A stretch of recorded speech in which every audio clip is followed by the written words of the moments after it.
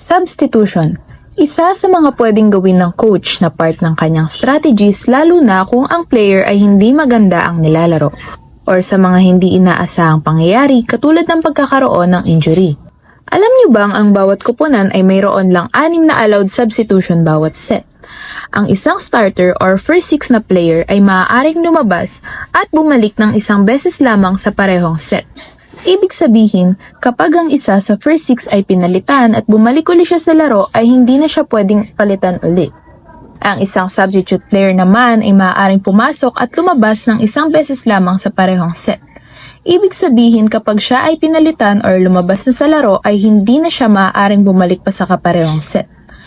Under ng FIVB rules, sa substitution ay gumagamit ng body system. Ibig sabihin, ang bawat player ay may kabady kung saan ang kanyang kabady lamang ang pwedeng pumalit sa kanya at wala ng iba.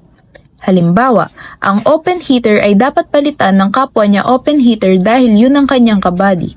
Ganon din ang opposite spiker or setter. Pero syempre, iba ang sitwasyon ng libero.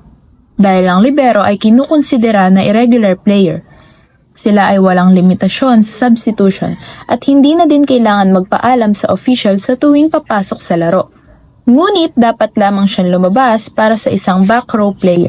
Para sa karagdagang kaalaman sa volleyball, mag-follow lamang sa aming social media accounts sa Facebook, TikTok at YouTube.